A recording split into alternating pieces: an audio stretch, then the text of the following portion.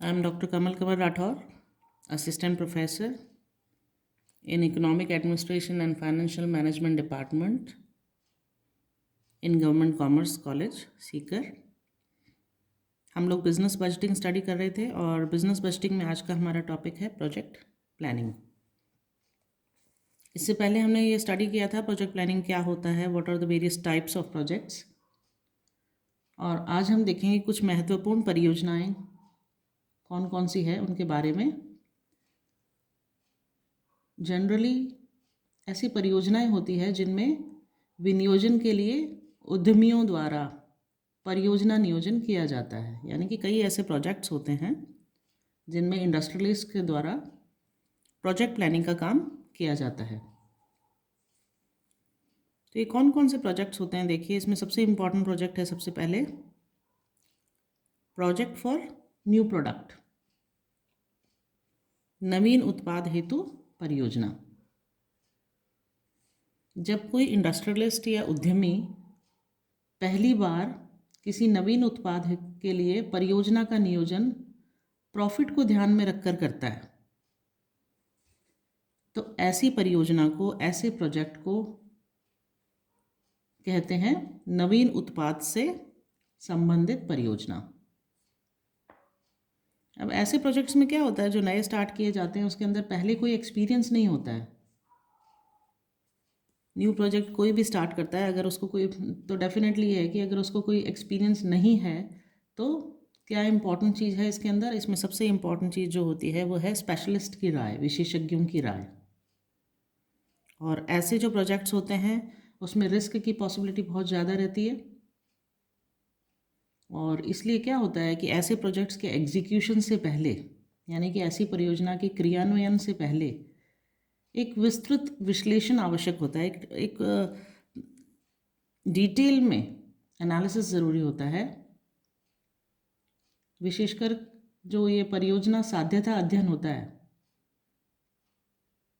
Feasibility study और profitability analysis बहुत ज़रूरी है। परियोजना साध्यता अध्ययन एवं लाभदायकता विश्लेषण बहुत इम्पॉर्टेंट है। तो ये था project for new product. Second है एक्सपेंशन ऑफ प्रोजेक्ट या संवर्धन परियोजनाएं। आप एक्सपेंशन प्रोजेक्ट्स भी कह सकते हैं इसको। जैसे कि नाम से ही पता चल रहा है, जब कोई इंडस्ट्रियलिस्ट या उद्यमी किसी भी प्रोजेक्ट के, परियोजना के विस्तार के लिए प्लानिंग करता है तो उसे हम संवर्धन परियोजनाएं कहते हैं या फिर एक्सपेंशन प्रोजेक्ट कहते हैं, यानी कि ऑलरेडी प्रोजेक्ट था उसी को एक्सपेंड किया जा रहा है। ऐसे जो प्रोजेक्ट्स होते हैं, परियोजनाएं होती है, उनका मुख्य उद्देश्य क्या होता है, मेन ऑब्जेक्टिव होता है मार्केट में कंपटीशन करना, या फिर अपनी जो उनकी वर्किंग एफिशिएंसी है उसमें वृद्धि करना, जिससे कि प्रॉफिट में फ़ायदा हो सके। अभी एक्सपेंशन प्रोजेक्ट्स में क्या क्या इंक्लूड किया जा सकता है, तो देखिए एक्सपेंशन प्रोजेक्ट में अगर कोई नई मशीन परचेज करी है वो आ सकती है, कोई परचेज ऑफ न्यू बिल्डिंग आ सकता है, नवीन भवन का निर्माण अथवा क्रय, यानी कि कंस्ट्रक्शन और परचेज ऑफ न्यू बिल्डिंग इसके अंदर आता है।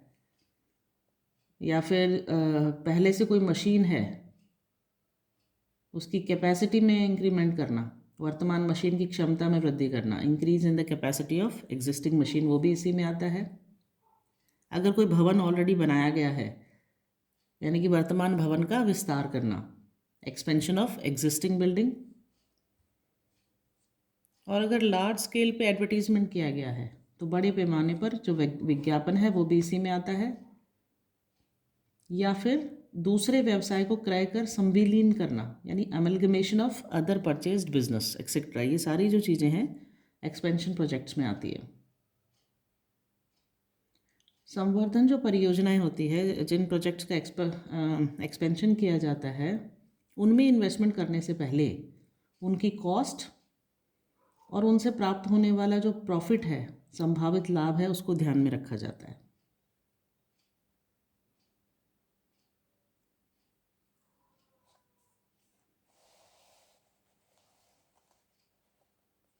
ये वो सारे पॉइंट्स हैं जो मैंने आपको एक्सप्लेन करे। Purchase of new machine, construction और परचेज ऑफ न्यू बिल्डिंग,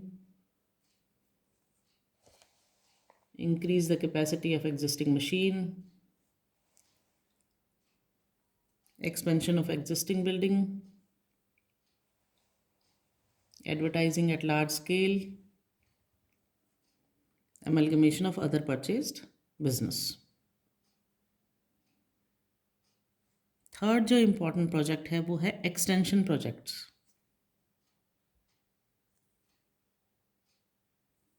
परिवर्धन परियोजनाएं। अब परिवर्धन परियोजनाओं के अंदर क्या क्या आता है? देखिए, परिवर्धन जो परियोजनाएं हैं इनके अंतर्गत उत्पाद की किस्म, आकार में परिवर्तन, नए बाजार की खोज, बाजार सर्वेक्षण यानी मार्केट सर्वे, विक्रय योजनाएं, सेल्स प्लानिंग आदि से संबंधित योजनाओं को सम्मिलित किया जाता है। जनरली ऐसे कौन कौन से कार्य है जिनको इसमें इंक्लूड किया जाता है वो एक्सटेंशन ऑफ प्रोजेक्ट में? देखिए, वो है सबसे पहले उत्पाद की किस्म में परिवर्तन, यानी कि change in the quality of product.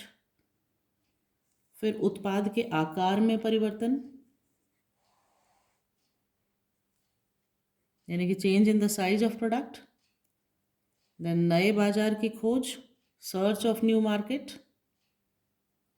इसके अलावा है विभिन्न बाजारों में उत्पाद की आपूर्ति, यानी कि supply of product in various markets. फिर आता है इसके अंदर बाजार सर्वेक्षण, मार्केट सर्वे, और जो लास्ट में इंपॉर्टेंट आता है वो है उत्पाद विक्रय हेतु उपभोक्ताओं को पुरस्कार, incentives to customers to sell the product. ये सारे इंपॉर्टेंट चीज़ें आती है एक्सटेंशन प्रोजेक्ट के अंतर्गत, परिवर्धन परियोजनाओं के अंतर्गत। नेक्स्ट इंपॉर्टेंट प्रोजेक्ट है पुनर्स्थापन परियोजनाएं, यानी कि रिप्लेसमेंट प्रोजेक्ट्स।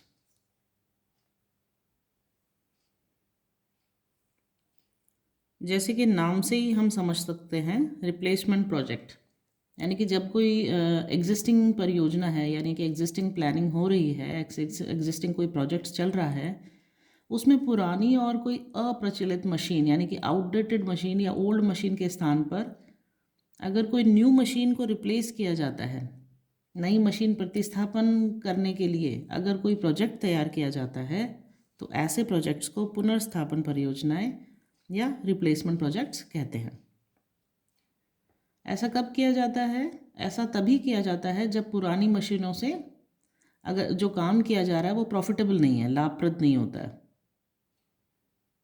और जो यूनिट काम कर रही है, जो इकाई है, उसके अनार्थक होने की संभावना हो जाती है। अनार्थिक यानी कि उसमें कोई प्रॉफिट नहीं होने की संभावना हो जाती है। इसलिए विद्यमान परियोजना को अनार्थिक होने से रोकने की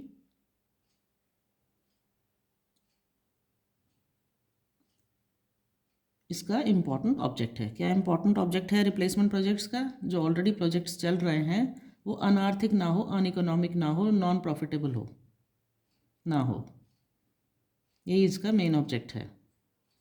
और जो प्रोसेस होता है प्रोडक्शन का, उत्पादन की जो प्रक्रिया होती है वो पहले की तरह ही रहती है। और इन प्रोजेक्ट्स को क्रियान्वित करने से पहले एक्सपेंडिचर में होने वाली कमी से लाभ, व्ययों से होने वाली कमी में लाभ तथा लागत को ध्यान में रखा जाता है। नेक्स्ट है प्रोसेस इंप्रूवमेंट प्रोजेक्ट्स, प्रक्रिया विकास परियोजनाएं। अब ये जो प्रक्रिया विकास परियोजनाएं होती है, इनका मुख्य उद्देश्य क्या है? इनका मुख्य उद्देश्य है उत्पादन की लागत में कमी करके प्रतियोगी क्षमताओं में वृद्धि करने के लिए उत्पादन की जो विद्यमान प्रक्रिया है उसमें कुछ आमूलचूल परिवर्तन करके आधुनिक तकनीक पर आधारित आर्थिक एवं लाभप्रद प्रक्रिया को अपनाया जाना। जैसे कि लेबर के स्थान पर मशीन का प्रयोग करना, या फिर हम ऐसा कह सकते हैं कि ऐसी मशीन्स जो लेबर्स से चलती थी उनकी जगह पर क्या करना, ऑटोमेटिक मशीन्स लगा देना, स्वचालित मशीनों का प्रयोग करना।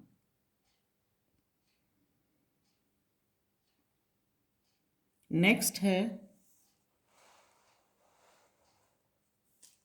हाउस कीपिंग प्रोजेक्ट्स यानी कि गृह निर्माण परियोजनाएं। अब डायरेक्टली या हम कह सकते हैं कि प्रत्यक्ष रूप से अगर कोई डायरेक्ट प्रॉफिट नहीं हो रहा है, प्रत्यक्ष रूप से कोई लाभ न होने पर भी इस प्रकार की परियोजनाओं का निर्माण किया जाता है। क्यों किया जाता है? इसलिए किया जाता है ताकि कर्मचारी जो काम कर रहे हैं उनके मनोबल में वृद्धि हो। उनका मनोबल में वृद्धि होगी तो उसकी वजह से उनकी कार्यकुशलता को बढ़ाया जा सके। हाउसकीपिंग प्रोजेक्ट से क्या होता है कि कोई इससे अप्रत्यक्ष रूप से व्यवसाय की जो लाभार्जन शक्ति है उसमें वृद्धि होती है।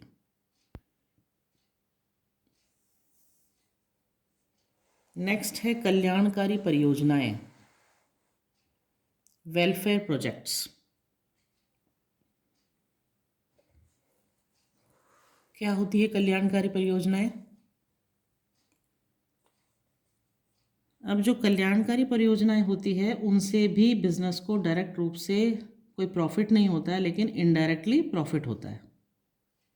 यानी कि प्रत्यक्ष रूप से लाभ न मिलकर अप्रत्यक्ष रूप से कल्याणकारी जो परियोजनाएं होती है उनका लाभ मिलता है।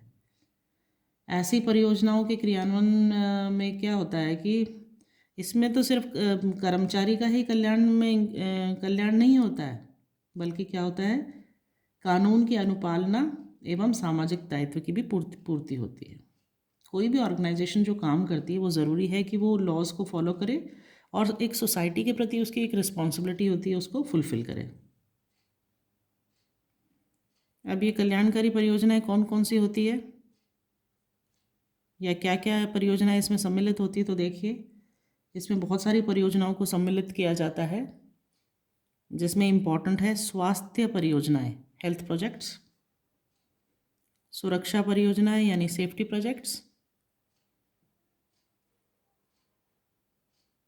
सेफ्टी से रिलेटेड जितने भी प्रोजेक्ट्स हैं, फिर शीतल एवं स्वच्छ जल आपूर्ति परियोजनाएं, cold and clean water supply projects, ऐसे प्रोजेक्ट्स जिससे कि सभी को पीने लायक पानी उपलब्ध हो सके। देन इसमें आता है शिक्षा की परियोजना, एजुकेशन प्रोजेक्ट्स,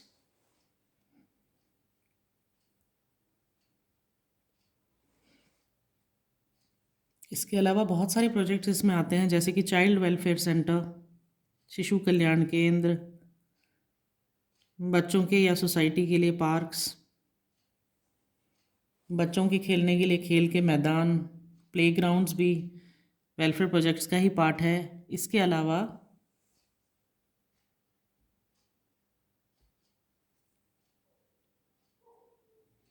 इसमें आते हैं मनोरंजन गृह, एंटरटेनमेंट हाउस, फिर अगर सोसाइटी के लिए रेस्ट हाउसेस बनाए गए हैं, विश्राम कक्ष भी इसमें आते हैं, एयर कंडीशनड ऑफिसेस, वातानुकूलित कार्यालय, R&D प्रोजेक्ट्स यानी कि रिसर्च एंड डेवलपमेंट प्रोजेक्ट्स, शोध एवं विकास परियोजनाएं।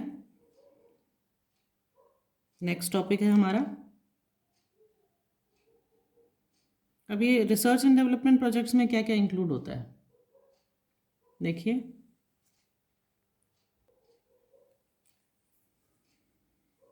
जो R&D प्रोजेक्ट्स होते हैं इसके कुछ ऑब्जेक्ट होते हैं, कुछ उद्देश्य होते हैं, और ये R&D प्रोजेक्ट्स किन परियोजनाओं के लिए बनाया जाता है? बेसिकली जो लार्ज वृहद आकार वाले व्यवसाय होते हैं, लार्ज स्केल के जो बिजनेस होते हैं, इस प्रकार की परियोजनाओं का क्रियान्वयन उनके लिए किया जाता है। और जो उद्देश्य हैं, किस उद्देश्य के लिए किया जाता है, कौन से उद्देश्यों की पूर्ति के लिए किया जाता है रिसर्च एंड डेवलपमेंट प्रोजेक्ट्स का, उनमें सबसे पहले है नवीन उत्पाद की खोज, सर्च ऑफ न्यू प्रोडक्ट्स के लिए, और सेकंड है इसमें नवीन बाजार की संभावनाओं का पता लगाना, यानी कि to search out about the probability of new market. इसमें ये देखा जाता है R&D में कि ऐसे कौन कौन से नए प्रोडक्ट हैं जिनको लॉन्च किया जा सकता है बिजनेस में, या फिर ऐसे कौन से मार्केट्स हैं, पॉसिबल मार्केट्स, जहाँ पर उन प्रोडक्ट्स को लॉन्चिंग की जा सकती है, उन प्रोडक्ट्स को चलाया जा सकता है। फिर इसके अंदर आता है पब्लिसिटी फॉर प्रोडक्ट मार्केटिंग, उत्पाद विपणन हेतु प्रचार, और जैसे कि एडवर्टाइजमेंट किया जा रहा है तो कौन सा नया मेथड है एडवर्टाइजिंग का, नवीन विज्ञापन विधि, न्यू एडवर्टाइजिंग मेथड्स वो भी इसमें आते हैं। फिर आता है उत्पाद की नई तकनीक, न्यू टेक्नोलॉजी ऑफ प्रोडक्ट, और इसके बाद आता है इसमें न्यू क्वालिटी ऑफ प्रोडक्ट, उत्पाद की नई किस्म। अब जो हम बिज़नेस की अगर बात करते हैं तो जो R&D एक्सपेंडिचर होता है, रिसर्च एंड डेवलपमेंट एक्सपेंडिचर होता है, शोध एवं विकास व्यय, उससे भी कोई डायरेक्टली प्रॉफिट नहीं होता है बिज़नेस को, लेकिन अप्रत्यक्ष रूप से इसके लाभ लॉन्ग टर्म में मिलते हैं।